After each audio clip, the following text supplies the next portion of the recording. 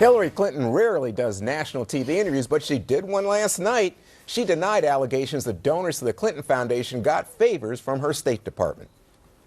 My work as Secretary of State was not influenced by any outside forces.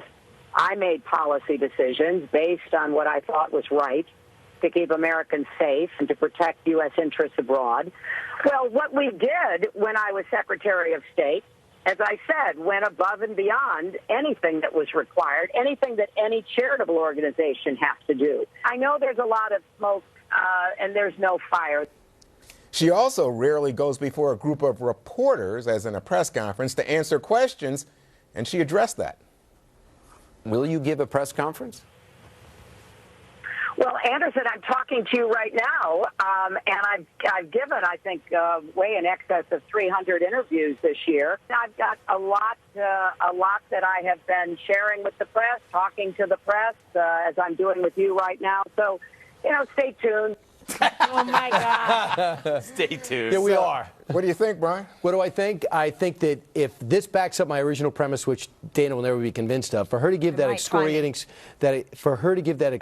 speech and go off the original topic, for her to call into Anderson Cooper last night, shows that this attack was working over the last 2 weeks, that he didn't anticipate him loading up the prompter, Donald Trump loading up the prompter and not doing national interviews where it's unscripted and he can trip over his own words, and that's why she called in. Do you think she's trying to boost Anderson Cooper's ratings? She tanked Jimmy Kimmel's. So what she's trying to say here, and she has no answers. There's no Barack Obama, Bill Clinton skill to answer these questions. Why don't you have a press conference? Well, the last time I did one at the United Nations, it was a disaster, and almost everything I said was untrue. Any other questions? Yeah. Well, yeah, because I think the last time Donald Trump had a interview like this with Stephanopoulos, it was a disaster too.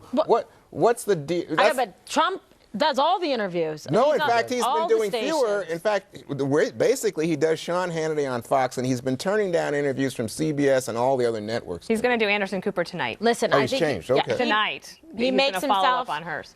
very available. I've seen it at the debates. You got to be fair. He does answer the questions, and perhaps if he had a team like squeezing him a bit, he wouldn't. Yes, he's doing the teleprompter, which I think is good because you have to be specific, tailored, and focused. That's politics.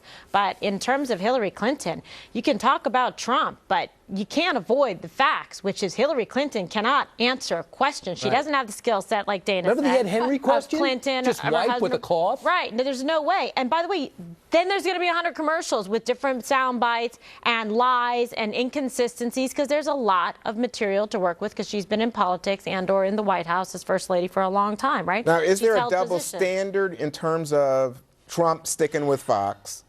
And what Clinton said last night on Anderson Cooper was, you know more about the foundation than you'll ever know about Trump and his taxes.